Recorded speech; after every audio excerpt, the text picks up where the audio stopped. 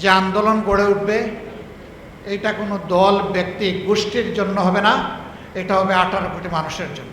এই লড়াইয়ে সবাইকে আপামর জনতাকে আমি শরীক হওয়ার জন্য আহ্বান জানাচ্ছি, কারণ লড়াইটা জনগণের জন্য, আমাদের জন্য না। ইনশাআল্লাহ ন্যায় এবং সত্যের এই লড়াইয়ে আমাদের বিজয় হবে, জনগণের বিজয় হবে, ফ্যাসিবাদীরা হেরে যাবে ইনশাআল্লাহ।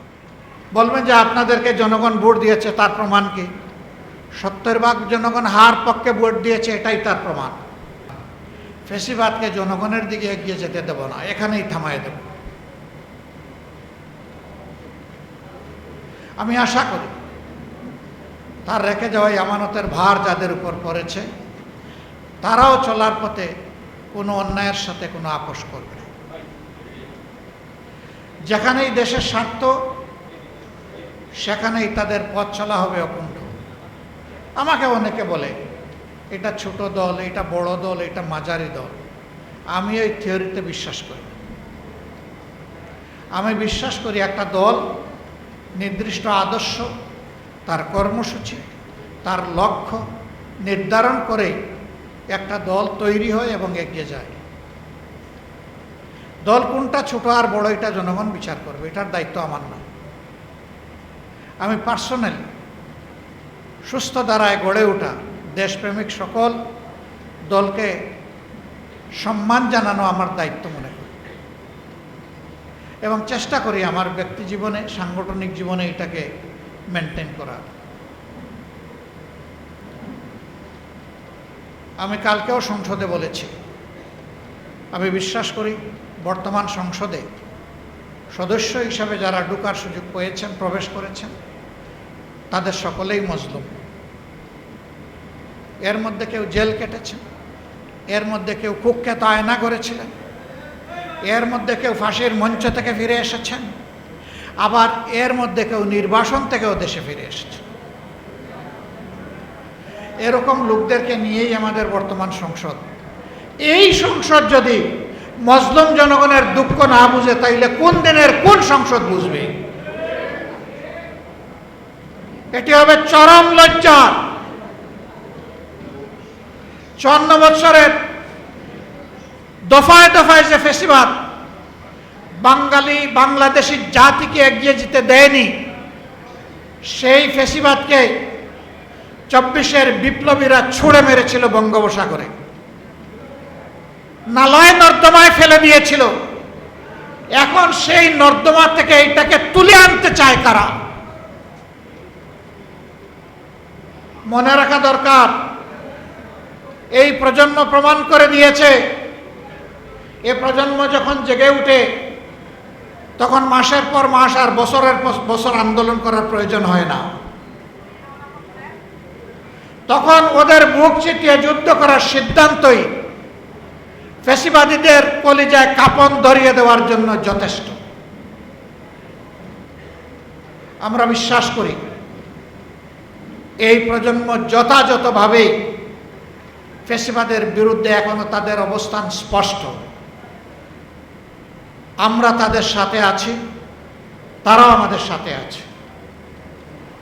আমরা আপনাদেরকে কথা দিচ্ছি, প্রিয় বাংলাদেশে রক্তমূল্য, জীবন মূল্য, জেল মূল্য, যত মূল্য দিতে হয়, ফ্যাসিবাদকে আর আমরা ফিরে আসতে দিব না ইনশাআল্লাহ।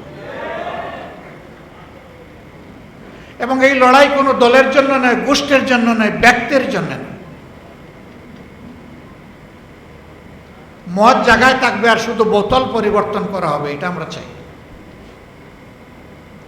আমাদের এই জেনজিরা একজনকে সরাইয়া আরেকজনকে বসানোর জন্য এখানে আন্দোলন করে নাই। তারা ব্যক্তির এবং লিঙ্গের পরিবর্তন করার জন্যই যুদ্ধ করে নাই, লড়াই করে নাই। তারা লড়াই করেছে যে বন্দোবস্ত এই জাতিকে ফ্যাসিবাদের জাতাকলে পিষ্ট করেছিল, সেই বন্দোবস্ত পরিবর্তনের জন্য। আমাদেরও লড়াই তাই।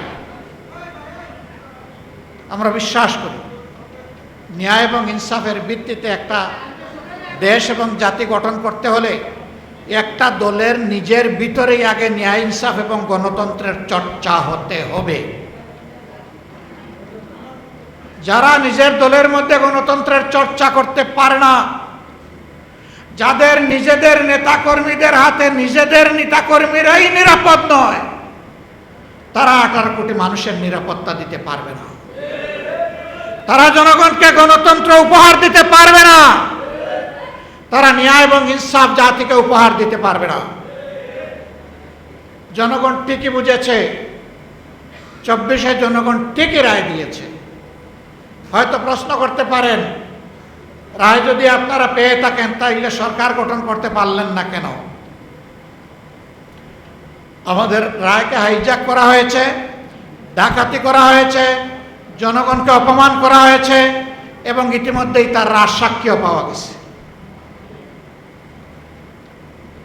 হ্যাঁ, গুগু বারবার আসে দান খেয়ে চলে যেতে, কিন্তু কপাল যখন মন্দ তখন কিন্তু জালে বেঁধে যায়। গুগু, তুমি একবার জনগণের ধান খেয়েছো, আবার খাওয়ার চিন্তা করো না। এবার আসলে ঠিকই তোমার লেজ, ঠিকই তোমার পা, ঠিকই তোমার ডানা অবশ করে দেওয়া হবে। বলবেন যে আপনাদেরকে জনগণ ভোট দিয়েছে, তার প্রমাণ কি? 70% জনগণ হার পক্ষে ভোট দিয়েছে, এটাই তার প্রমাণ। আমরা হার পক্ষে ছিলাম, আমরা হার পক্ষে আছি। আমরা জনগণের সুপ্রিম উইলে আমরা সম্মান দেখিয়েছি, আমরা দেখিয়ে যাব। এই সংসদ মানুক আর না মানুক, গণভোটের রায় আমরা বাস্তবায়ন করব, আদায় করে ছাড়ব ইনশাআল্লাহ। অতীতের রেকর্ড এই বাংলাদেশে আছে। কেয়ারটেকার সহজে আসে নাই, ওই রকমই আমাদের আনা বিল ফেলে দেওয়া হয়েছিল। আমরা বলেছিলাম, চেয়েছিলাম সংসদে প্রতিকার, দিয়ে দিলেন আমাদেরকে জনগণের কাছে ফিরিয়ে। আমরা জনগণকে নিয়েই দাবি আদায় করব এবং দাবি আদায় হয়েছে। এবারও আমরা চেয়েছিলাম সংসদের ভিতরে ইতিবাচক গঠনমূলক বিতর্কের মধ্য দিয়ে তার অবসান হোক, জনগণের আকাঙ্ক্ষার প্রতিফলন হোক। না, এই সংসদ আমাদের আকাঙ্ক্ষাকে উপলব্ধি করতে, সম্মান করতে ব্যর্থ হয়েছে। আমরা তাই বলেছি, জনগণের রায় বাস্তবায়নের জন্য এখন আমরা সংসদ থেকে জনগণের কাছেই ফিরে যাচ্ছি। এবং গত পরশুদিন জনগণকে সাথে নিয়ে প্রথম কর্মসূচি বাস্তবায়ন হয়েছে। এটা শুরু। এর ভিতর দিয়ে ইনশাআল্লাহ যে আন্দোলন গড়ে উঠবে, এটা কোনো দল, ব্যক্তি, গোষ্ঠীর জন্য হবে না, এটা হবে 18 কোটি মানুষের জন্য। অন্ধ এসে লাইনের পর লাইন, এখন আর চাকাই ঘুরে না। সেদিন দেখলাম যে একটা গাড়ি তেল নাই, এখন গাড়ি শালা আবার তেলও দিবে না। এই জন্য গাড়ির সামনে গরুর গাড়ি দিয়ে গাড়ি টানতেছে। আমাদের মন্ত্রীরা বলে, আগের চাইতে আমাদের তেলের রিজার্ভ এখন অনেক বেশি, চাহিদা বেড়ে গেছে। তো তোমাদের তাইলে ব্যবস্থাপনার দুর্বলতা, এটা তোমরা শুধরে উঠো না কেন? জনগণকে কেন ভোগান্তি করছো? আজকে সেই গাড়ির চাপে পড়ে আমার গাড়িরও তেল প্রায় শেষ হয়ে যাওয়ার পর 1 ঘন্টার মতো এই রাস্তায় কাটাই দিলাম। একদিকে তেল পাই না, আরেকদিকে তেল যা আছে ওই তেল না পাওয়া ভাইদের কষ্টের কারণে এই তেলও শেষ। শুধু কি গাড়ির তেল? কৃষি নির্ভর একটা দেশে এই মৌসুমে খামারিরা হা করে চেয়ে আছে, তাদের ফসলে সেচ করবে, পানি দিবে, নাই। আবার এখন ওই কুলাইয়েতেও আবার তেল দেয় না, ডিজেল দেয় না, বলেছে না আপনি কার্ড নিয়ে আসেন। সে কার্ড আনবে কীভাবে? এখন তাইলে পাম্পগুলো অটোমেটিক্যালি বন্ধ হয়ে যাবে। এর কৌফল হিসাবে আগামী মৌসুমে আমাদের খাদ্য উৎপাদন মারাত্মক ব্যাহত হবে এবং খাদ্য ঘাটতিতে বাংলাদেশ পড়বে। অবশ্যই এই দেশে আমরা দুর্ভিক্ষ দেখেছি 74 সালে। কারো গড় পড়ে আর কেউ সেই গড়ে তাকে আলু পোড়া খায়। এখন যারা আছে তারা বোধহয় আলু পোড়া খাওয়ার অপেক্ষায় আছে।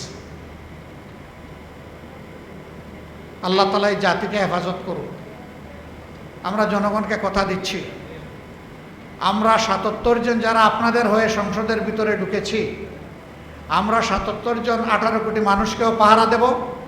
আর সংসদের ভিতরে জাতির কপাল নিয়ে কেউ ডাকাতি বা সিনিমিনি করতে না পারে তারও পাহারা দেব। আপনারা দোয়া করবেন। আমরা কোনো অন্যায়ের কাছে মাথা উন্নত করব না এবং অন্যায়ের ব্যাপারে ছাড়ও দেব না। আমাদের পলিসি স্পষ্ট, ন্যায় কাজে সহযোগিতা সমর্থন, অন্যায়ের বিরুদ্ধে প্রতিবাদ এবং প্রতিরোধ। সেই দেয়াল আমরা তুলে রাখবো ইনশাআল্লাহ। আল্লাহ বাংলাদেশকে নব্য ফেসিবাদের হাত থেকে মুক্ত করার ব্যবস্থা করে দিন। এই লড়াইয়ে সবাইকে আপামর জনতাকে আমি শরীক হওয়ার জন্য আহ্বান জানাচ্ছি, কারণ লড়াইটা জনগণের জন্য, আমাদের জন্য না।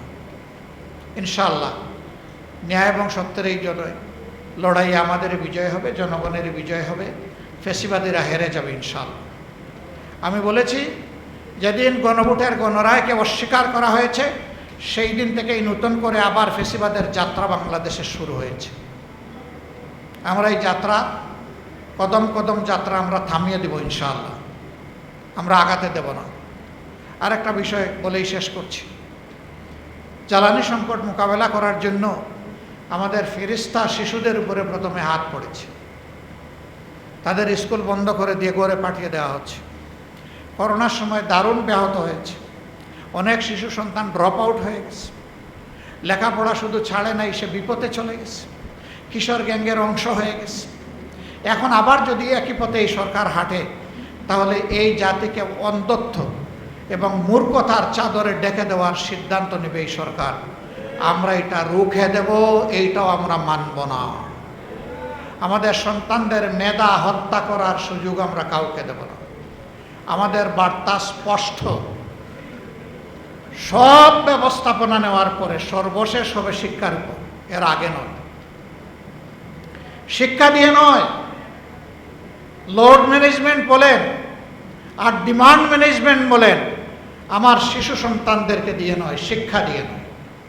এটা সবার শেষ।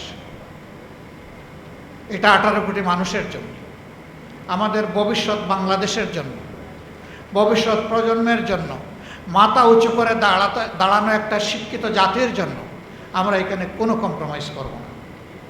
আবারও আজকের এই আলোচনা সবার শুভকামনা করে এবং যাকবার অব্যাহত অগ্রযাত্রা মহান মাবুদের দরবারে কামনা করে আয়োজক সবাইকে, সংগঠনের সবাইকে, সুধীমণ্ডলীকে আমার পক্ষ থেকে কৃতজ্ঞতা জানিয়ে আমার বক্তব্য এখানেই শেষ করছি। আল্লাহ হাফিজ।